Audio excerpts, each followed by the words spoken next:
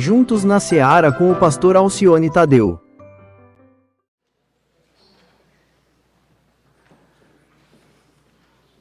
Muito bem. Convido os irmãos nesta manhã para que abram as Bíblias no primeiro livro da Bíblia, o livro de Gênesis, capítulo de número 37.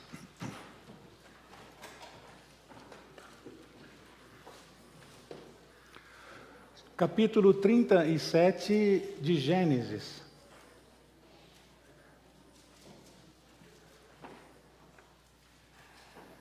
Vamos ler 4 versículos, de 1 a 4.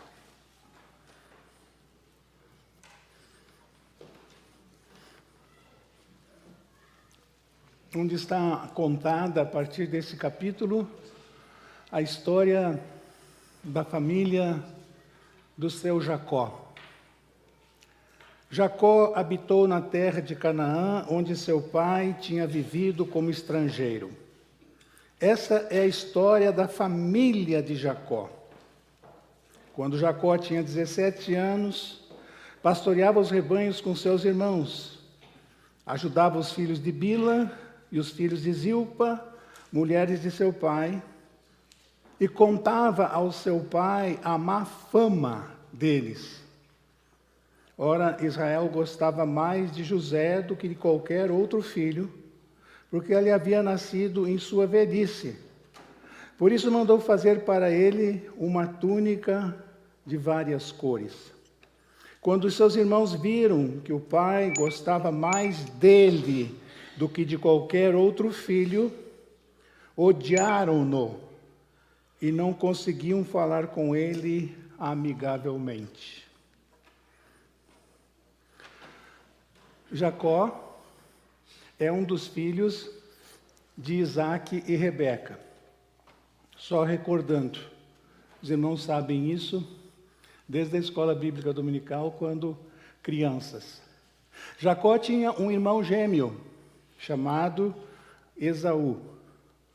Por causa das desavenças que havia na casa de Isaac e Rebeca, Jacó foge, ameaçado de morte pelo seu irmão Esaú, e vai para a casa do seu tio Labão.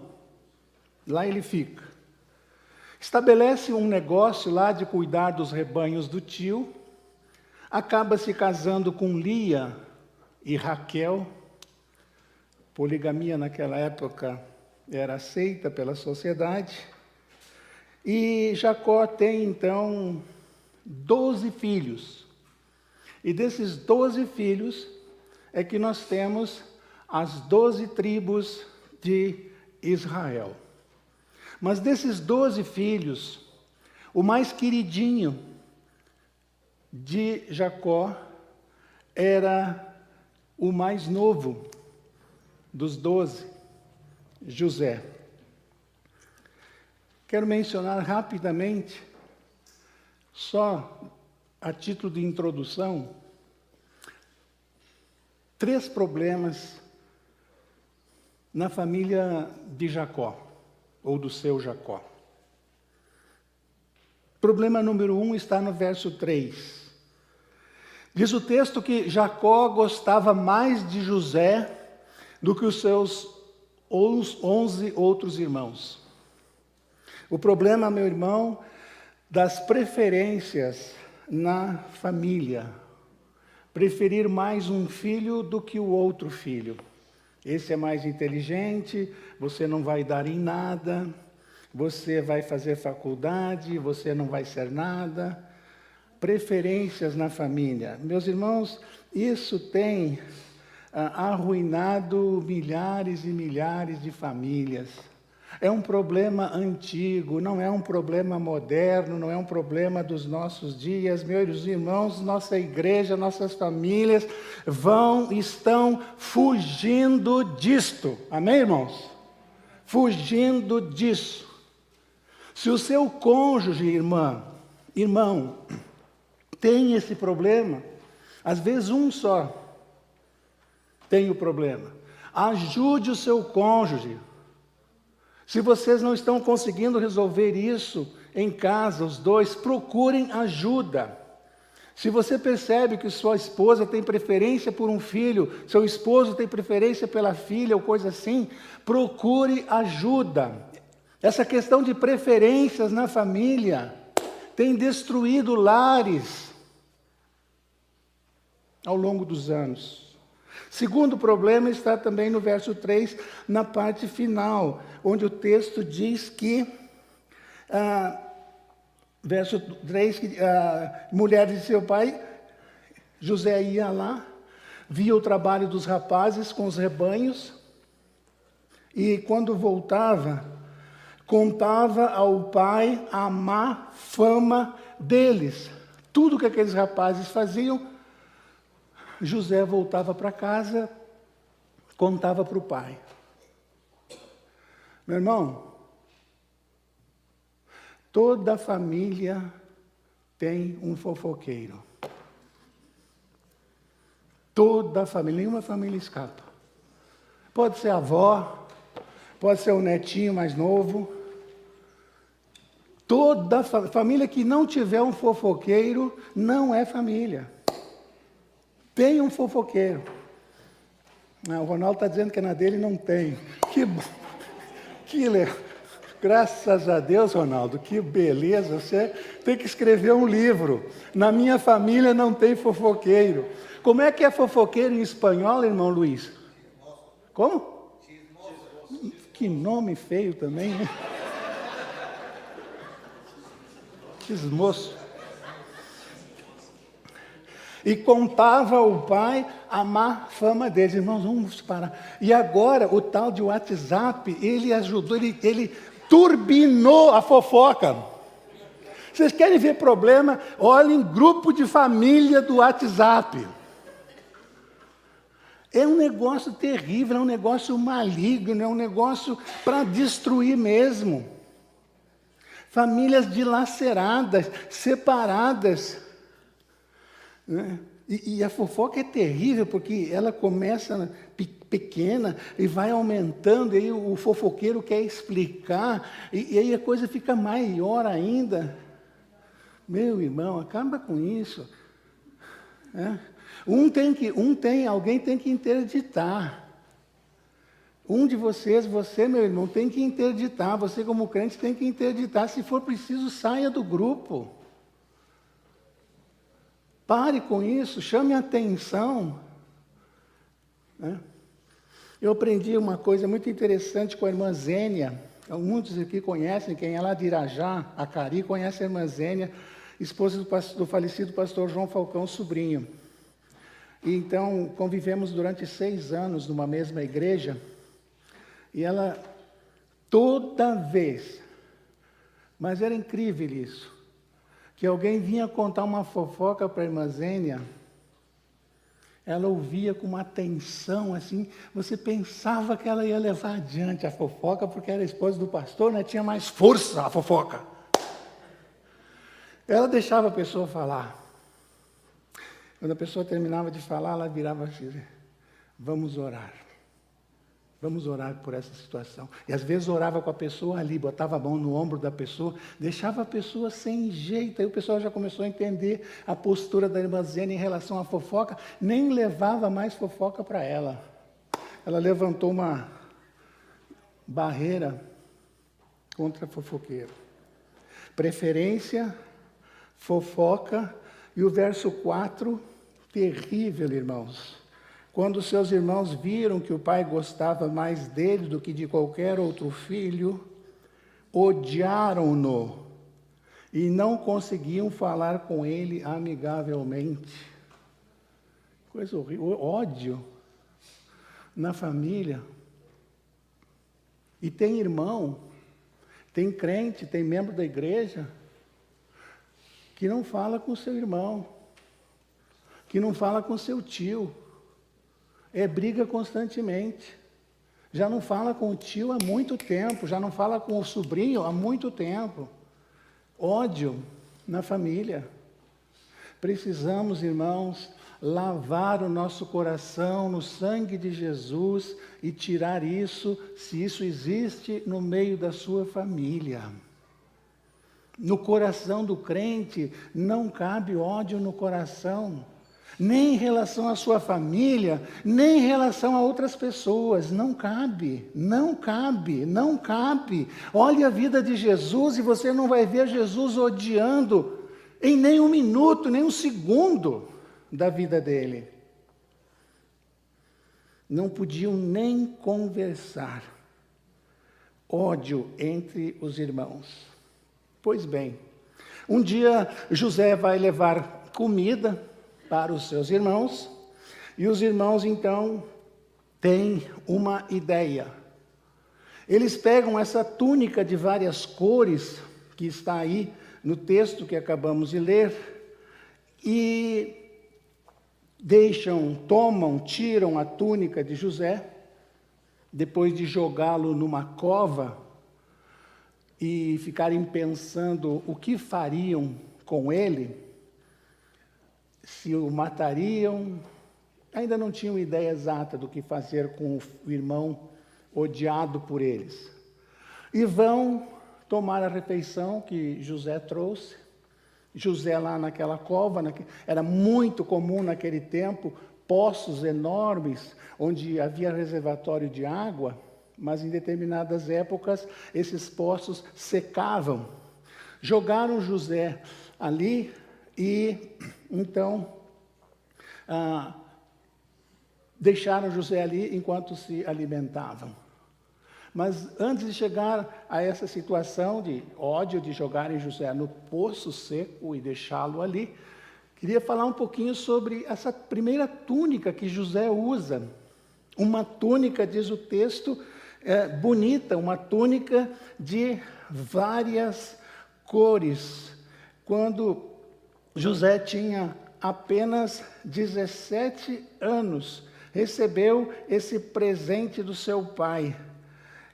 Por isso, mandou fazer para ele uma túnica de várias cores. O que simboliza essa túnica, meus irmãos? Era uma túnica cara. Naquela época, a tecelagem não estava tão adiantada como nos nossos dias. Não tinha. Uma túnica de várias cores precisava ser encomendada. Uma túnica de várias cores custava muito caro e difícil de encontrar. Olha que mancada daquele pai. Encomenda, compra uma túnica dessas e dá para o seu filho de 17 anos. E agora o adolescente de 17 anos vai fazer o quê com essa túnica, irmãos, na frente dos 11 irmãos? Vai fazer o quê? Vai se exibir, vai desfilar. Imaturo, não entendeu, começou a se sentir melhor do que os seus irmãos. E tinha o elogio do pai, tinha o apoio do pai.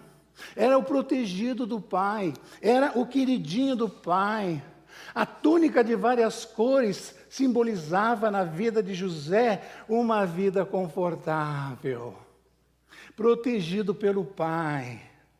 Ninguém poderia tocar nele, ninguém podia fazer nada com ele. E agora chegamos no segundo ponto.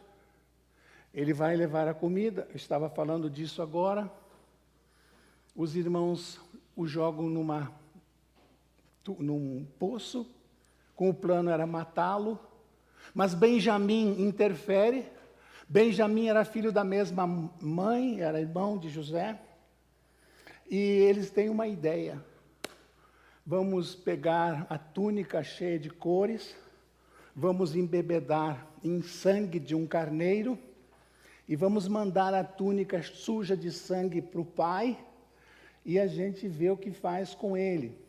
Aí vem passando uma caravana, compravam pessoas para levar ao Egito como escravos, vendem José para essa caravana e levam essa túnica cheia de bonita, cara, suja de sangue, e entregam para o pai Jacó. O pai se desespera. Uma fera pegou José, com certeza, e o matou. Essa túnica é a dele, né, papai? Sim, é. E Jacó entra em prantos, se desespera, com as mãos segurando aquela túnica suja de sangue de carneiro, aquela armação dos filhos contra o irmão mais novo, contra José. Meus irmãos, inclusive, eu estava lendo coisa que me veio na mente, né? A túnica era a roupa que se usava naquela época, praticamente a única roupa. Então, José foi mandado para o Egito, vendido para aqueles negociantes de pessoas, praticamente nu. Olha que situação, que vexame, que vergonha para um adolescente de 17 anos, os irmãos fazerem uma coisa dessas, expõe o irmão ao ridículo. Olha quanto ódio. Venderem José para aqueles mercadores do Egito. Enquanto comiam, se banqueteavam ali, celebravam o banquete do ódio contra o irmão. Comida que ele havia trazido, comida que o pai havia mandado. Irmãos, essa túnica suja de sangue nas mãos de Jacó representa, podemos dizer, é a túnica do sofrimento. Sofrimento para aquele pai, sofrimento para aquele jovem que agora com 17 anos vai para um país estrangeiro, vendido como escravos. O verso 37 e 25 é muito, muito forte, irmãos. Olha o verso 25 aí do capítulo 37. Ao se assentarem para comer, viram ao longe uma caravana de ismaelitas que vinha de Gileade. Seus camelos estavam carregados de especiarias, bálsamo e mirra que eles levavam para o Egito.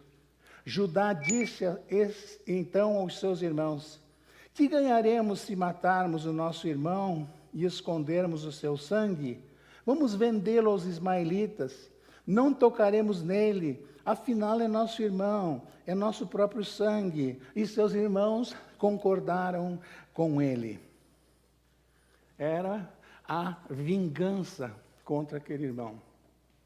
Você já viu na sua família? Você já viu numa família conhecida vingança? Ao ponto, inclusive, de assassinatos? Lá em Gênesis já acontecia isso. Lembrando que falamos algum tempo atrás, os irmãos de José não mataram com um punhal, com qualquer arma, o seu irmão José. Não mataram. Não mataram, tanto que o venderam. Ele foi com vida para o Egito.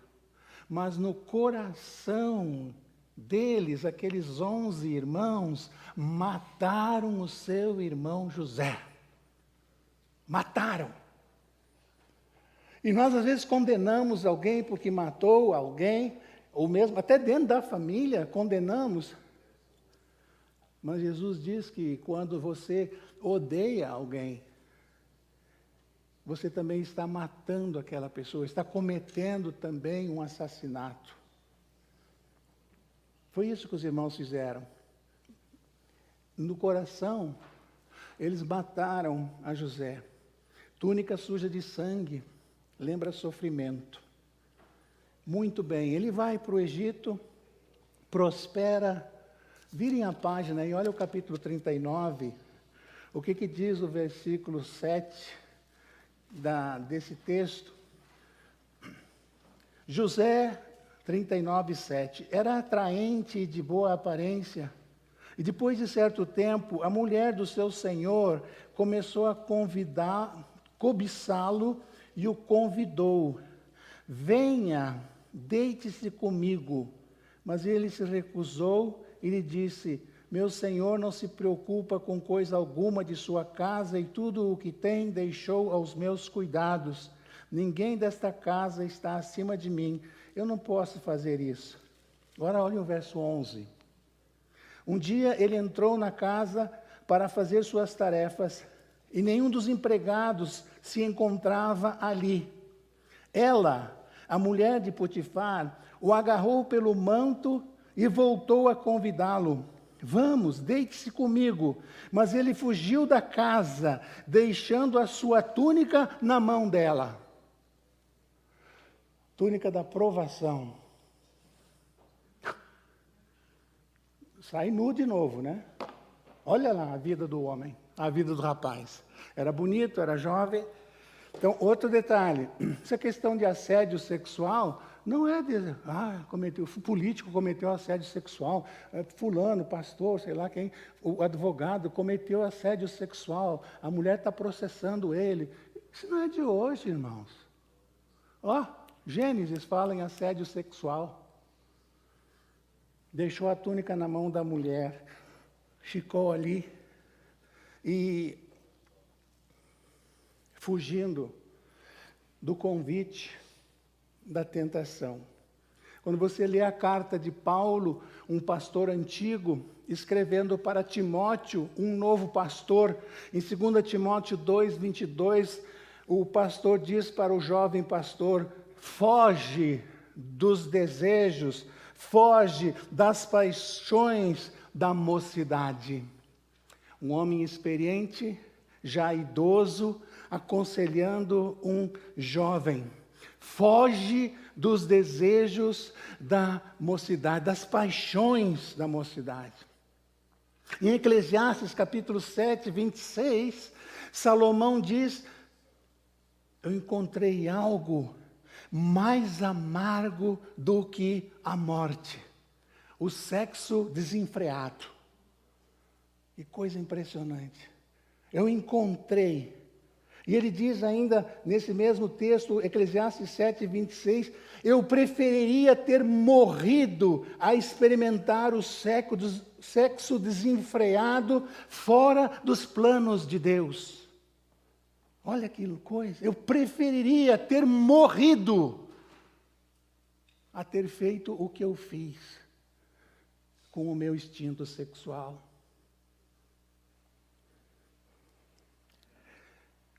Tudo indica, segundo os estudiosos, que Salomão escreveu Cantares de Salomão quando ele era jovem.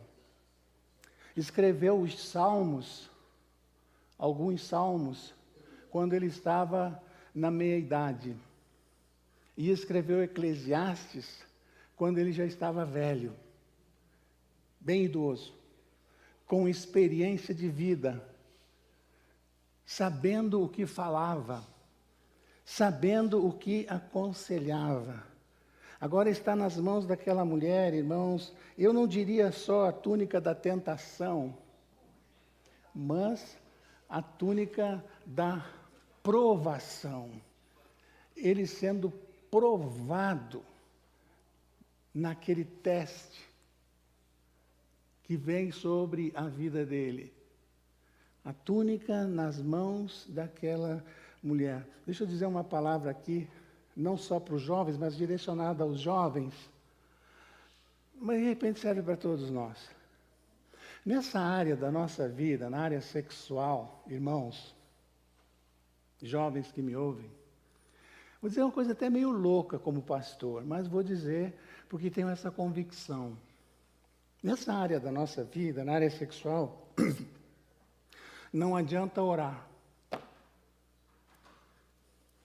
Entenderam? Não adianta orar. Ora mais, irmão. Vou orar por você. E você ora.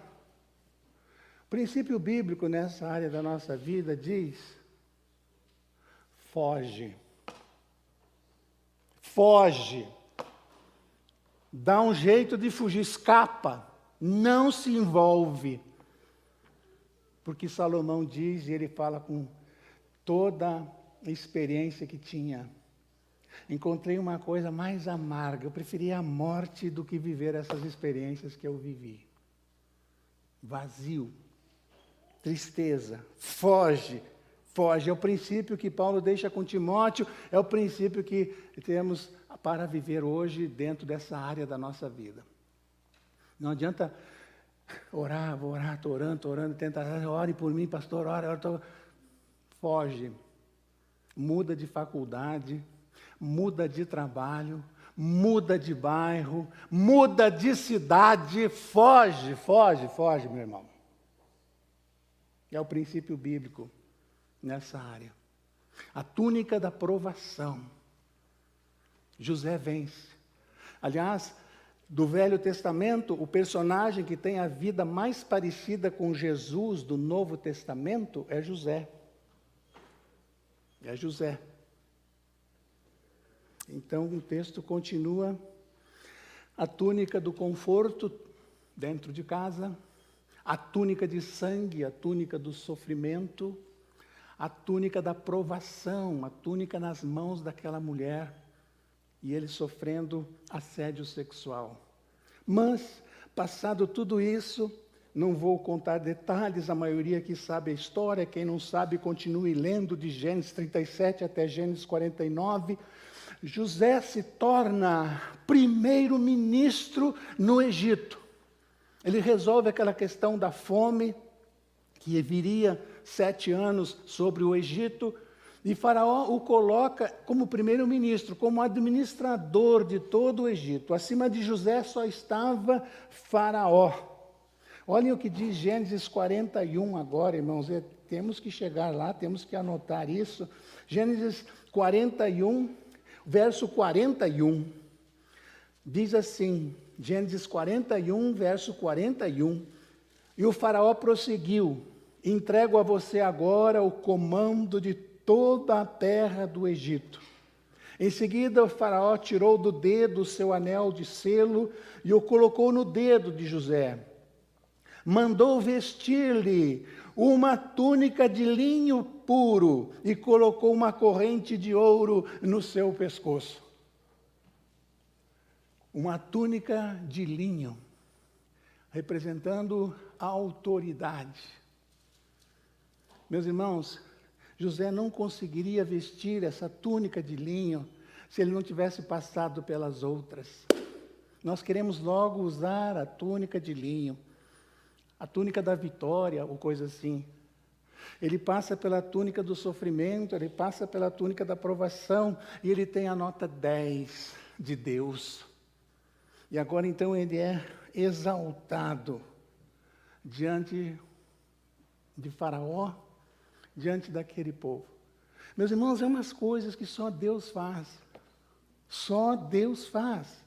Como é que esse rapaz de 17 anos entra no Egito, da forma como entrou, é vendido no mercado como escravo e se torna primeiro-ministro do país, irmãos? Tem explicação humana para uma coisa assim? Tem. Isso é só uma obra de Deus. Meus irmãos, Deus sabe, você sabe, a túnica que você está usando nesses tempos. Parece que você está vivendo uma vida confortável, está tudo bem. Quem sabe você está vestindo a túnica do sofrimento. Quem sabe você está vestindo a túnica da provação. Está sendo provado em alguma área da sua vida. Quem sabe está tudo bem, você está vestindo a túnica de linho.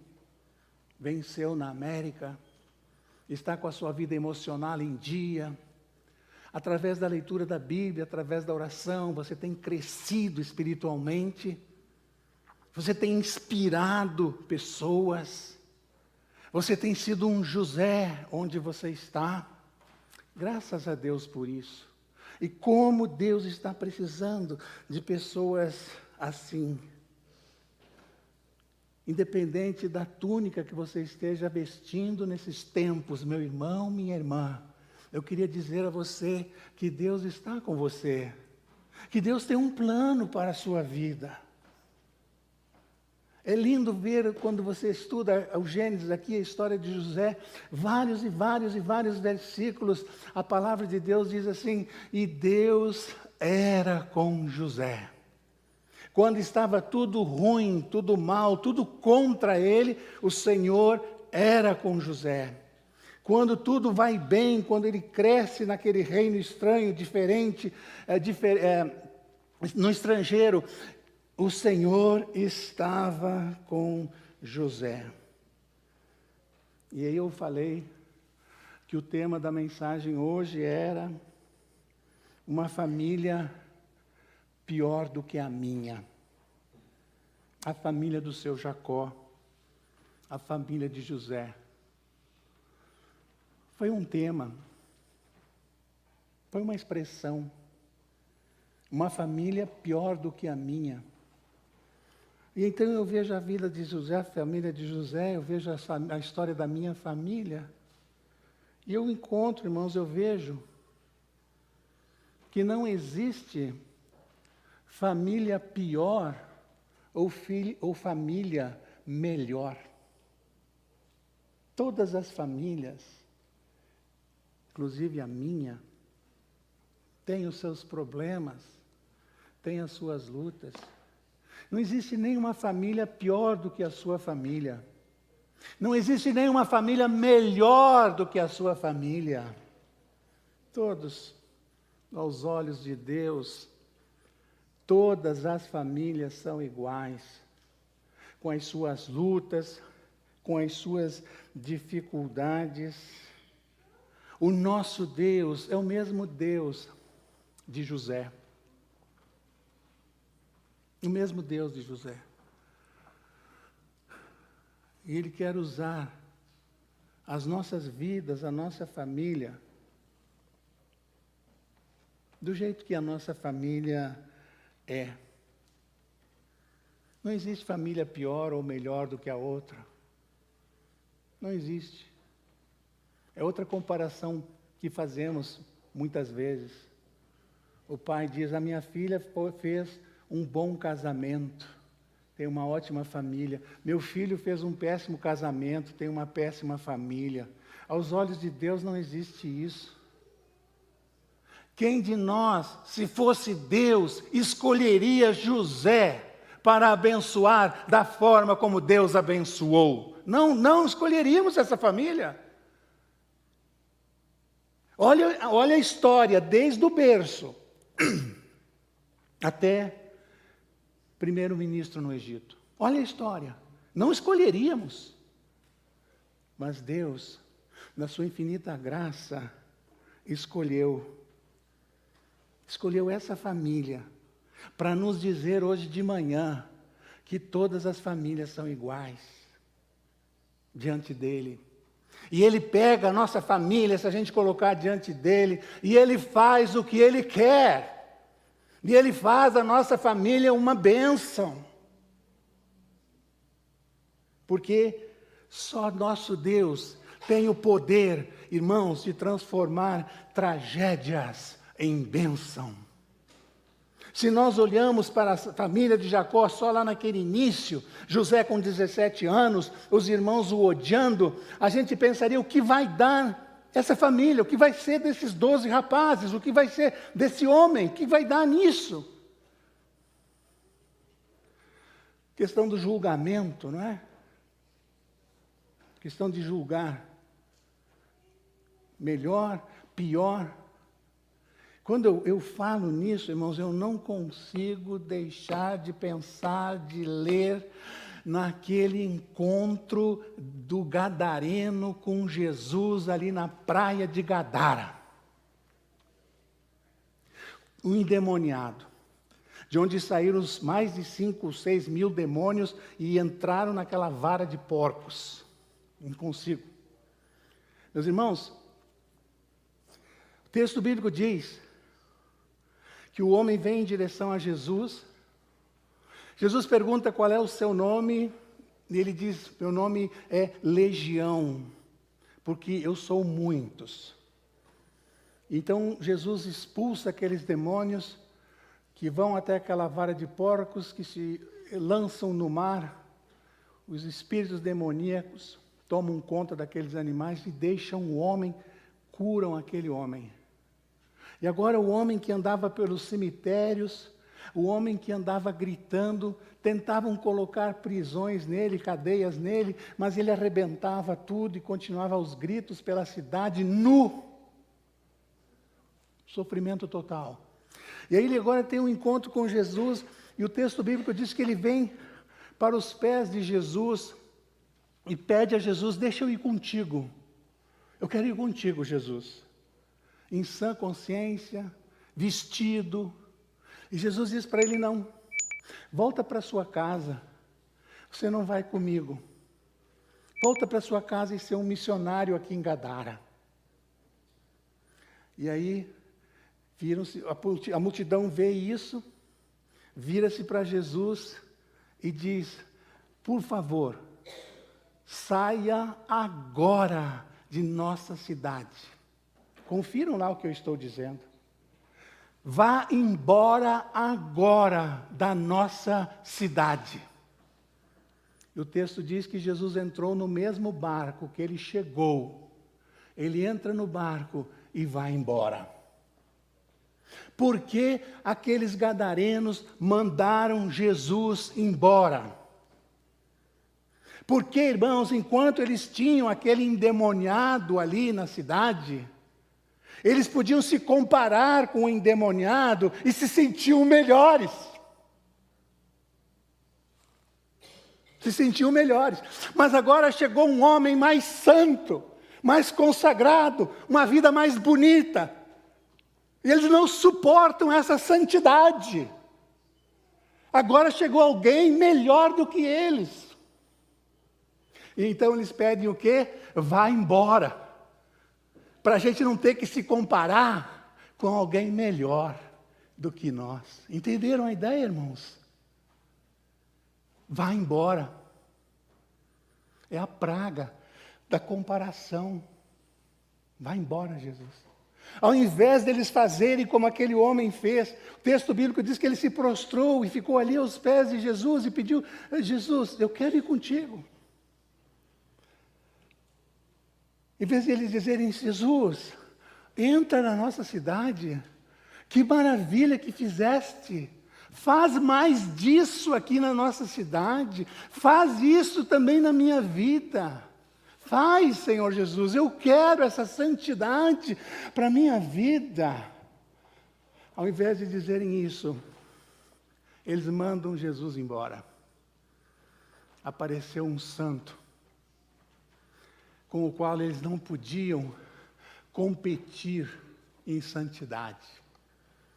Então eles querem que ele vá embora. Só para reafirmar aquela tese que eu tenho compartilhado com os irmãos, né? Nós julgamos os outros só porque eles pecam diferente da gente. Porque diante de Deus, o que a Bíblia diz? Todos pecaram e destituídos estão da glória de Deus. Então eu critico, eu julgo, eu aponto o dedo, só porque ele peca de uma maneira diferente que eu.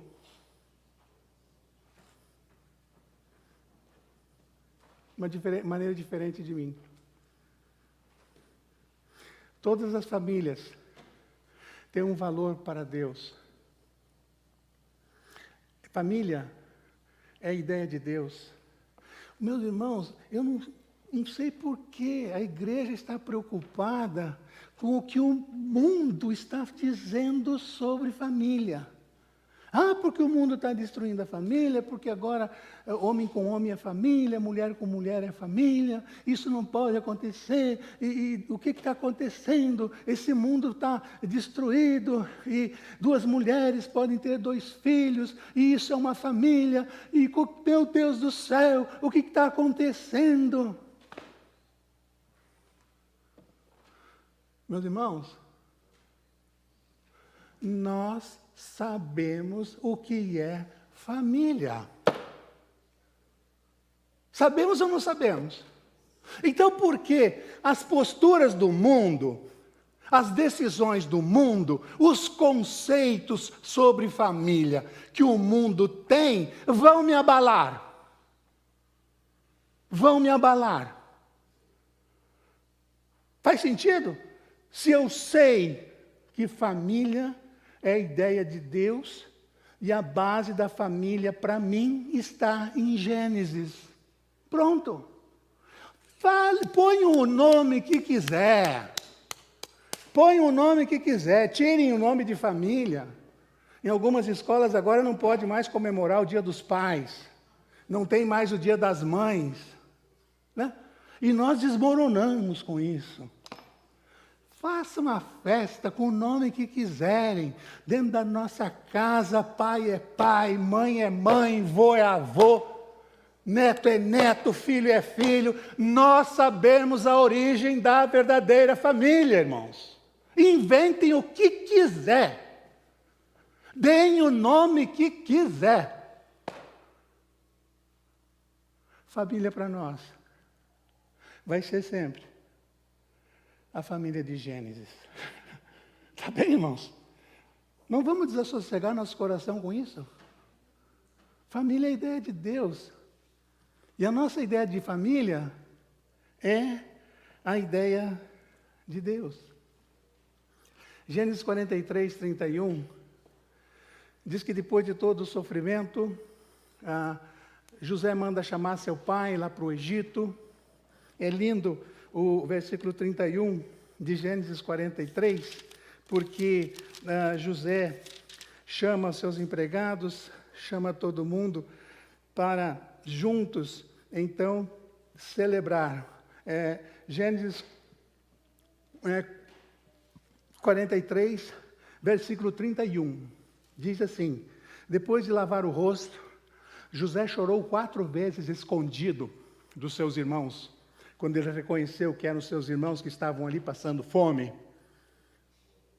Então, ele corre, se esconde lá numa sala do palácio, chora, ele limpa o rosto, verso 31. Depois de lavar o seu rosto, saiu e, controlando-se, disse: sirvam comida. Vamos fazer um banquete. O banquete da reconciliação. O banquete da bênção, o banquete do reencontro. Os irmãos, anos atrás, celebraram o ódio num banquete, na comida trazida por José. Agora, ele manda celebrar o quê? O convite do perdão. É só Deus que faz isso, irmão. É Deus que faz isso.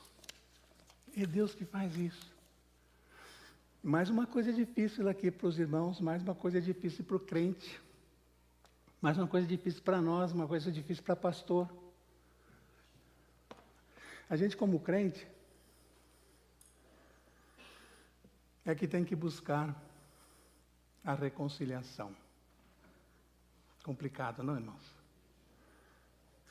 A Bíblia diz: vai até o teu irmão e reconcilia-se com ele. Se ele não quiser, tudo bem. Tudo bem. Mas o que você fez? Você foi. A gente pergunta: o irmão já foi lá, já reconciliou, já acertou a situação? Não, meu irmão não quer. A minha avó não quer.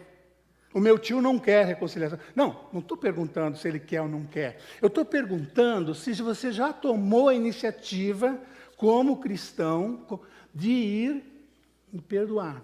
Não, isso aí eu não fiz, isso aí é muito forte para mim, isso aí eu não consigo, isso aí está complicado, eu vou deixar passar mais um tempo. Mais forte vai buscar o mais fraco.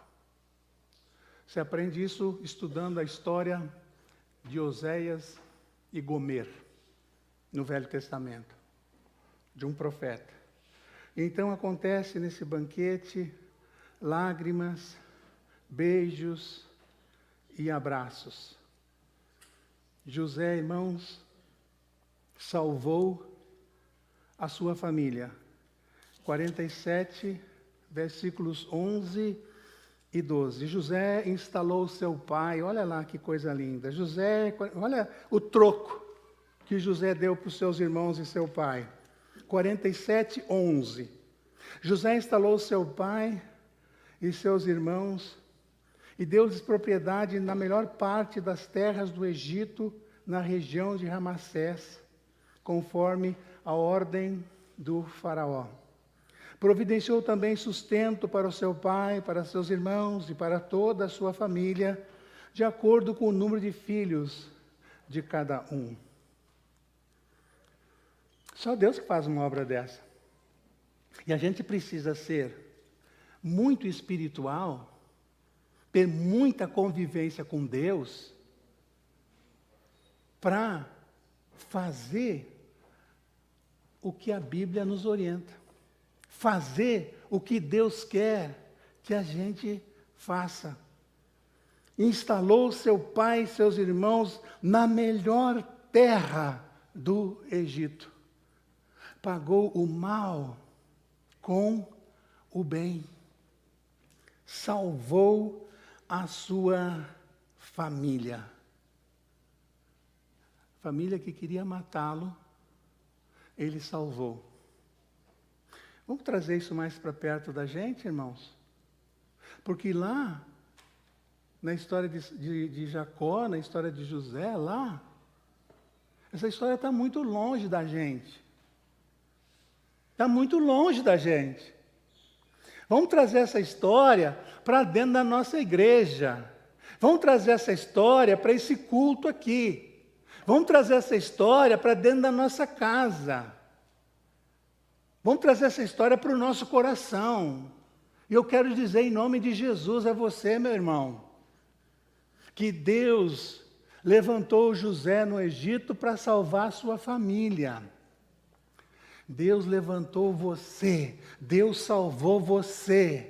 Deus tem você nessa família aí, do jeito que essa família é. Deus levantou você para salvar a sua família, meu irmão. Você tem consciência disso? Onde estão seus filhos? Onde estão seus netos? Onde estão seus irmãos? Onde estão seus parentes? Tios, avós? Onde estão? Onde estão? Se não dá para salvar todo mundo, irmão, vamos salvar pelo menos a nossa família. Vamos salvar pelo menos a nossa família. Como Noé fez. Como José fez. Como vai ser, eu não sei. Aí é só você se colocar nas mãos de Deus, você aceitar o desafio, e aí você vai ver Ele fazer do jeito dele. Quem de nós aqui tinha ideia de que a história da família do seu Jacó ia acabar desse jeito? Quem imaginava um final desses? Para aquela família que a gente estava brincando, dizendo que é pior do que a nossa. Família terrível. Olha o que Deus faz com ela. Então, o que Deus pode fazer com a sua vida, com a sua família? Se o seu Deus é o Deus de José, imagine o que Ele pode fazer. E falando então de túnica, de vestes, a gente não pode deixar de ler, para terminar, Apocalipse, capítulo 7. Não podemos terminar sem ler esse texto. Último livro da Bíblia, capítulo 7, livro de Gênesis. E a palavra de Deus diz assim, Gênesis 7, 13 em diante. João, falando da entrada nos céus. 7:13, o telão ajuda você. Então um dos anciãos me perguntou, diz João, Quem são esses que estão vestidos de branco, de túnicas brancas, e de onde vieram? E eu respondi: Senhor, tu o sabes. E ele disse: esses são os que vieram da grande tribulação e lavaram as suas vestes e as alvejaram no sangue do Cordeiro. Então, multidão na presença de Deus, e o Senhor diz: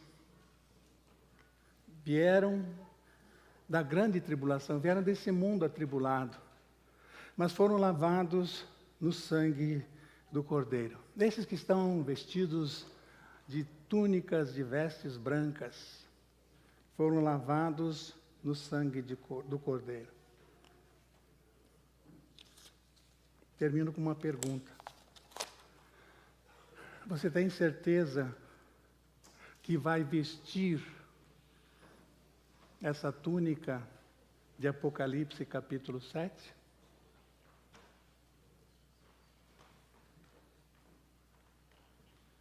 Você tem certeza que vai estar entre os remidos?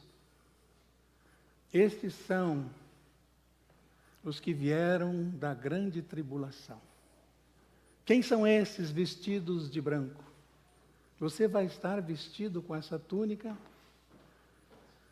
Abaixe a sua cabeça, analise isso diante de Deus agora. Os crentes estão orando agora. Se você tem alguém não crente na sua família ou aqui, você está orando agora. Estamos falando de vida e de morte. Salvação eterna ou perdição eterna. Ah, como eu me sinto bem, irmãos, como pastor, em poder alertá-los, em poder inspirá-los. Em Deus me dá uma mensagem como essa para a minha edificação, primeiro a minha, aprender com ela e poder compartilhar com você. Eu oro a Deus para que essa mensagem, independente da túnica que você esteja usando nesses tempos, meu irmão, não entre por um ouvido e saia pelo outro. Deus levantou você para ser instrumento dele.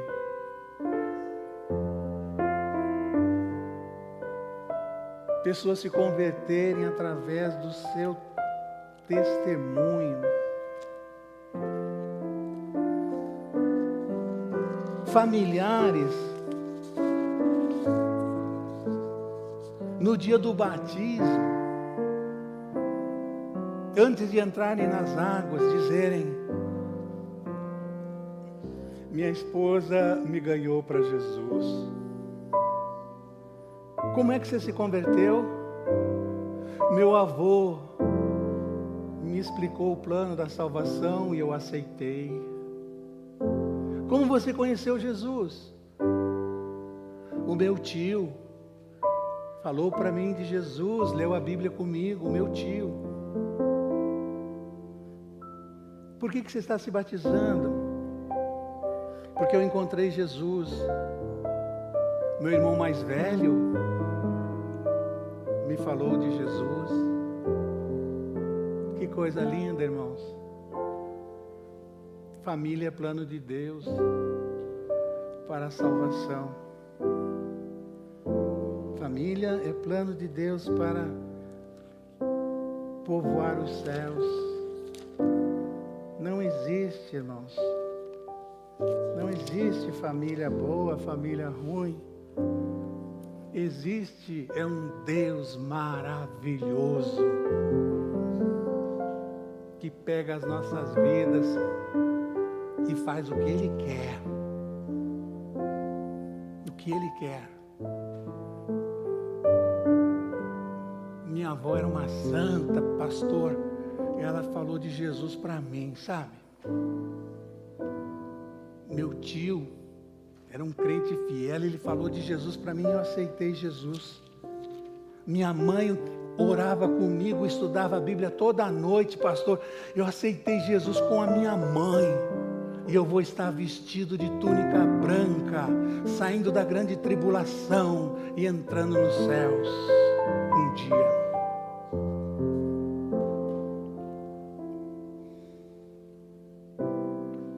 Ore assim a Deus agora, consagrando a sua vida.